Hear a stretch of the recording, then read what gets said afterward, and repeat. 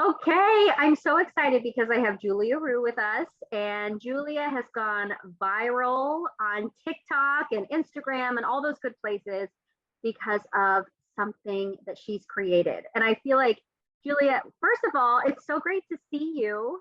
Yeah, so great to see you too. Thanks so much for reaching out. Oh my goodness. Well, I saw your story I saw your Instagram. Well, was it Instagram or TikTok now? I can't remember. But I saw the video and I was like, holy cow, I have to talk to this girl. Not girl, young woman. But I'm, I just am fascinated with what you did. So what did you create on TikTok, or what did you create? Let's talk about that. Yeah, definitely. So this is actually part of my senior thesis project. I'm a joint concentrator in theater, dance, media, and music. And so for my senior thesis, I decided to write a musical. And this has been a project. I took a gap year between junior and senior year. So this project has been in the making since about a year and 7 or 8 months ago. And it is based off of a Korean folk tale called Blind Man's Daughter. And I finally finished the first draft over winter break, which was earlier this month. So I decided to download TikTok and share a little bit about it. And I guess that's how we got here. What was the response? Like, when did you start noticing that people were taking notice of it? It's so funny. I posted on a Friday evening, the very first video. And after I shared it with a couple friends, and then I just posted it just to get their feedback. And then the next day I posted another one that morning. And it hadn't really gotten that many views, hadn't really gotten that many traction. I didn't really have any followers. My first two followers were my parents. And I helped them download the account and show them how to view videos. But then my parents and I went for a walk in the middle of the day. This was on Saturday, the day after I posted. And my mom was like, Julie, like, can you explain how does this TikTok thing work? And I said, yeah. So as you can see, I have 12 followers here, and four of them are like you and my dad and my brothers, and then the rest are my friends. And then this video has, I started explaining the algorithm to her, which is a very complicated TikTok algorithm. And as I was explaining it, I said, well, my video has 200 views. And then I said, wait, it just went up to 300. And then as we were going on the walk up, it started doubling. And every time I would check, the view count would be doubled.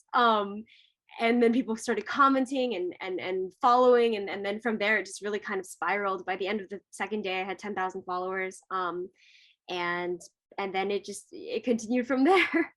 Oh my gosh. Well, the real question is, can you monetize it? Did you already monetize it? So I know that there are ways to monetize on TikTok. I've gotten a couple inquiries about paid posts and that kind of thing. Still not really sure how that side of TikTok works. I'm very new to TikTok in and of itself because I just downloaded it 2 weeks ago. But hopefully it looks like the project might be moving forward. So maybe in the future there might be some way to monetize. Wait a minute. So when you say the project looks like it might be moving forward, what does that mean? So I've been over the last 2 weeks, I've been getting a lot of messages, emails, and that kind of thing from some of them are producers, yeah, either in theater or film or other places. So it definitely looks like the project is going to have a home somewhere in the future. Not quite sure where, not quite sure when, but a lot of conversations are being had, which is really exciting. And we'll also be developing it here at school for the next few months. And that begins this week actually. And then we're gonna have a presentation for my senior thesis. So yeah. Oh my gosh. I can't even imagine the kind of like the excitement of everyone wanting to see this during your senior thesis, like, oh my, can I see it? Can I see it? And I loved how, the one of the, I guess the Korean prince that you have, that was your voice, but you said you had to edit it over and over, right, to get it to sound more masculine. Yeah. So a lot of what I've been doing over the last year is just figuring out more and more about audio production. Pretty much everything I know is things that I've just sort of figured out as I make demos. I do all my editing in Logic Pro. And so then recently this year, I discovered pitch editing, and I also discovered what's called formant shift, where you can change sort of this, like the deepness of the voice without changing the pitch. And so from there, I discovered how to make my voice sound like a child, how to make my voice sound like I'm a young man, a teenager, an older man. It's crazy the what you can do with audio technology now. So that was definitely a really fun one to make. Oh my gosh, that's amazing. And then I realized I didn't even ask you the big question. Can you tell us what the story's called, and what's the heart of the story for people who might not know Yeah, Korean so folklore? definitely. So the current title is called Shimchang, a Folk Tale. And it's based off of The Blind Man's Daughter. In terms of the heart of the story, it's when I say that it's inspired by The Blind Man's Daughter, I really do mean inspired. Sort of in the same way that I took a lot of inspiration from Disney. And as you might know, Disney takes those original folk tales and then really substantially changes them for a family-oriented audience, and sometimes a lot of especially because a lot of folklore is quite sometimes it's outdated or sometimes it's very old. So for this story in particular, I would say it's just as much inspired by The Blind Man's Daughter as it is inspired by my own personal journey in searching for belonging as a Korean American.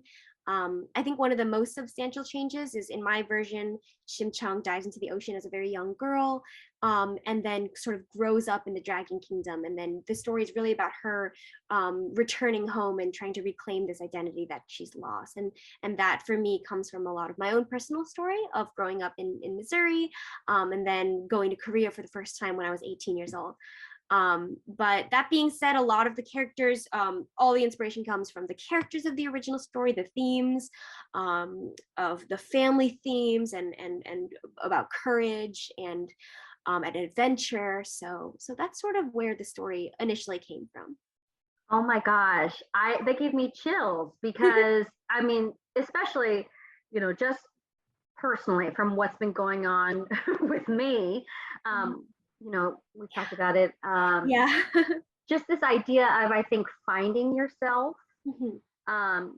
and getting to a place where you have this acceptance and confidence, I guess, about who you are. That just is really touching. And then also, can I just say, you said that you went to Korea for the first time when you were 18. Yeah. I did too. Oh my I was gosh. 18. Yeah, it was right after high school graduation. What Me did too. you? So you went probably when it was like super hot. You like melted your face off. Yes, exactly. Well, what was that experience like for you? And walk me through that on kind of what that meant to go back to Korea after growing up in Missouri Yeah. and being in a country that really isn't yours. I mean, Right. in the sense that, you're fully American, Mhm. and you go back to this. I mean, I don't want to speak for you, but that was Oh, my no, no, no. experience. Like I wanted to be in Korea, and at the same time, it made me realize how American I was, but how much I loved Korean culture. I don't know. Walk me through your experience. Yeah, absolutely. So essentially, I was born and raised in Missouri, and so I grew up really not knowing that many Korean people. I looked it up at one point. St. Louis, when I looked it up, had a 0.08% Korean population, so very very small. Most of the Koreans I knew were either my family, or my family friends, and so I remember being so excited to go to Korea for the first time, and really thinking that, oh, I'm gonna feel like I really belong here. I'm gonna feel like I fit in here more than I ever have before. I had this idea, and I also, because I'm a second and a half generation Korean. I basically spoke zero Korean by the time when I was graduating from high school. And so we never spoke it at home. My parents are much more comfortable in English. And so one of my goals was also to go and study Korean as a language. And so I remember I got on the plane, so excited. And then I remember the stewardess spoke to me in Korean. And I had this moment, I had this sinking feeling of, oh no, I don't speak Korean. And then I remember that when I arrived, I think I was really, really surprised at how much of a foreigner I felt when I arrived in Korea. And there were so many things that were so, so exciting about finally getting to visit the place where my grandparents had grown up when they were young, and getting to learn about so many things about the culture that I had never even heard of or never encountered before. But I think there was also it was sort of bittersweet in a lot of ways, because I realized, oh, wow, this actually isn't the home that I always anticipated coming back to, even though I had never really been, but in my mind it was like, I'm coming back. And so I think it's been a journey that I'm definitely still on, of learning more and more about my culture every day. I'm taking Korean classes at school right now, and learning how to speak, I think, has definitely connected me with my culture a lot more. But it really is sort of a journey of realizing that home isn't necessarily a place. It's not necessarily a geographical location or even like a group of people. And I think it's a bit different for everybody. And so that was all began that first time that I visited when I was 18. Have you been back since? Yeah, a couple times. So I visited really briefly, or I guess only one time since, because COVID. So I wasn't able to I really do want to go. One of my goals is to be able to go, and at least next year, or depending on the virus. Yeah. But I did visit again when I had just learned a tiny bit more Korean, and I'm really excited because I'm now at a point where I'm sort of conversational. I'm very slow, and I usually have to ask people to repeat things many times. But I can read a little bit, and I can understand and speak a little bit. So I'm really excited for when I'll next be able to go, and I connect hopefully in a different way than I have before. Oh my gosh, I think it's beautiful. I very similar to you, and granted I'm a lot older than you, but went to high school, went to Korea, came back, studied Korean for 2 years, and was pretty decent at conversation. And then I got into the real world and I just stopped using it as much. So that's it. So now I can say things like, oh, I like that. I don't like that. Mhm. Are you hungry? I'm hungry. Yeah. Oh, my stomach hurts, But the worst is like, even when I say like Eagle Mile, I like ask somebody how much something costs, and then they tell me, and then I'm like, that's exactly with me. When I went for the first time, I got so excited because I knew how to say Eagle and Mile, or however, I knew like how to ask questions, and so I got so excited I would ask people questions, and then they'd respond, and I would have no idea what they were saying in response. I just hold out my calculator at the time because Exactly. this is the 90s, and I'd like cut him and put it in. It was so embarrassing, or I'd ask for directions, and then they'd give directions, and I was like, okay, I have no idea. Exactly. And then it's hard too, because I think pronunciation is such a big deal too. So I'm always really embarrassed to. I mean, maybe your parents can help you, but I don't have parents who can help me. So my sister can help me, but she's actually our family's from Busan, so the dialect is different, and so it's hard to. Yeah, and actually I'm kind of the same way, not in terms of dialects, but my mom's, she grew up, since she was born and raised here, she understands pretty well, but she can't speak. Even like forming simple sentences sometimes can be really, really hard if you, just because of the way the brain is very separate in terms of listening and speaking. And so my dad's pronunciation is pretty good. Although I do remember one time we called a Korean restaurant, he was speaking Korean, and the woman on the phone started laughing. But I don't know if that was about his pronunciation or what. But one nice thing is I have been able to practice with my grandmother over the course of the last year, and she's definitely been helping me practice my speaking a lot, which is nice. Oh, that is so beautiful. And I think it really goes to show that like we are all on our own journeys in discovering who we are. Right. And there's some work to it, right? There really is some work to figuring out like, what we're comfortable with and how we want to be perceived in the world, and all these things. And really there's no such thing as like not to say like the perfect Asian or something, you know what I mean? Like we all have some work to do in many ways. Yeah, and I mean, I think that's one of the most important things about just having a diverse spectrum of stories that we're telling, because there's really no one way to be anything, including being Asian. So definitely, I agree. Well, I like how in real life you're basically the heroine. Like there wasn't a Korean princess, so you said, "Hey, I'm gonna make one." I mean, it's always been my dream to write for Disney in general. And I think it wasn't until even my sophomore year of college that I realized that there are a lot of stories to be told that pertain to my own identity and my own experience. And I never really, growing up, I always wanted to write musical theater and I always wanted to write musical movies, but I never really connected that with my identity until I got to college. And I think it's really been super transformative in terms of how I even see myself as an artist, but also how I see art and the importance of art and the importance of representation. So it's been a fun journey. Oh my gosh. Okay, so I have to ask, has Disney reached out to you yet? So no one from Disney itself has reached out. I've been connected with a couple people here and there, but I would say Disney as an entity itself has not reached out. Well, I keep mentioning them. So I'm like, I know everyone who keeps seeing your video keeps mentioning Disney. Yeah. Maybe there's like a Disney PR account that I'm missing or something, you know, because they have so many accounts. Yeah. We need to find that out so we can just keep telling them, hey, look out. I think my guess would be that someone has seen it at this point, but I'm not sure. Well, I was going to ask you, how many, like, who have you done interviews with? I know Next Shark, and was it NBC? So I did one with WBUR, which is Boston's NPR station, and then really early on there was a woman named Bonnie who interviewed me just for a Medium article, but those are pretty much the only really Next Shark and WBR were the first big sort of media stations to reach out. But now a lot of people have picked it up, right? I think I saw it on Today, but I don't know if they interviewed you. Sometimes people, what I've discovered in this whole process is that sometimes people will write a story about you and not necessarily interview you.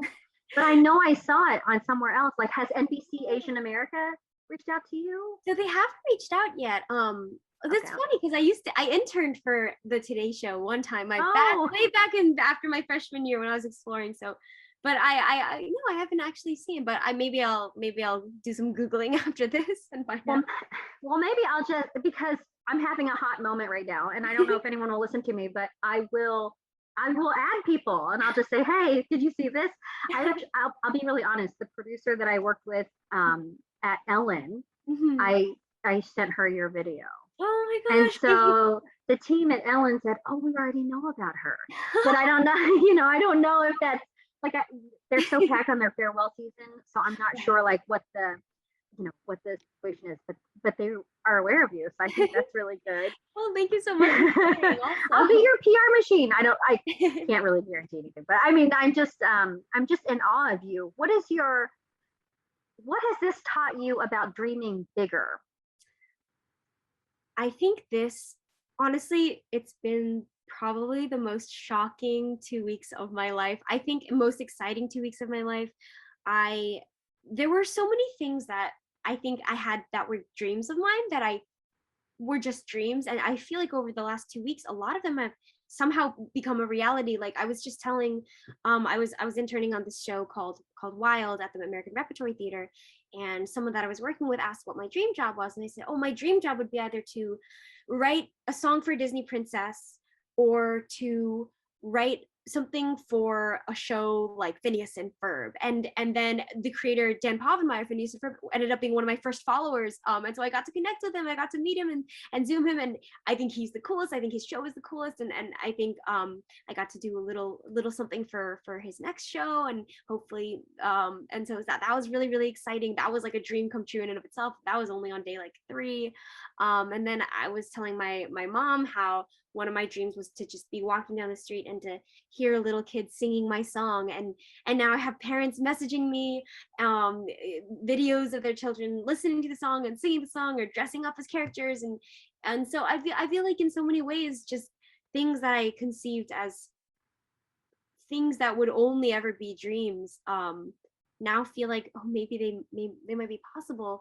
And it's just so crazy that it all came from an app, from just a little 40-second video, is something that I think never could have happened before. And so now it's crazy, but it's really exciting. I was going to say, yes, it's so exciting. And it's not just there has never been a Korean princess before, so I created one. It's the song Dive that is like gorgeous. It is such a gorgeous song. And I was like, I found myself singing it, like it's a really beautiful song. And I feel like you have just nailed it in so many ways. That's my son. I'll play with you in a minute, buddy. Thank but you. it's the most exciting thing to think about representation, that you could see a Disney movie and represent yourself, and then also the idea, just the talent. You have talent, like an incredible amount of talent. That is probably my cue to go. So what is do you have any, I should, since I didn't ask you this on this on the recording, we are so proud of you as a St. Louis high school grad, someone who grew up in St. Louis, representing so well. They always say, I'm just a kid from St. Louis. I know you're like, a Harvard student now, and like, have gone on to bigger and better things. But any thoughts, lasting thoughts for the St. Louis community? I mean, I just want to say, first of all, thank you so much for your time and for everyone. It's so funny. I have my Burroughs water bottle right here. St. Louis is so dear to my heart. I because I moved after graduating high school, I don't get to go all the time, and so I always do really miss it. I love the Loop, and I love to go and get my bread Coke, because everyone here calls it Panera. And I think it's so funny. If you ask my friends, one of the things I talk about all the time is St. Louis. But I do think that it was so formative for so many, not only theatrical experiences but artistic experiences. Growing up in, I think the Midwest is very dear to my heart, just as a place. I love Midwestern people. They're totally my people. And so I guess I just like to say thank you to everyone for their support, and to the schools that I went to Forsyth, to Burroughs, for cultivating those opportunities to be able to explore the arts, which has been really, really important, I think. So yeah, thank you so much. Oh my gosh. Well, thank you, Julia. I'm so excited to see what happens to you when you get really big. Will you not forget the little people? Because I want to be able to call you one day and be like, hey, can I get tickets to your show? I hope that happens too. Please do call me if that ever happens. Oh my gosh. Well, I'm going to stay in touch with you, because I think that your star is rising very quickly, and we're just all rooting for you. Thank you so much. I really appreciate it. Yeah, absolutely. Alrighty. Yeah, thank you. Thank you.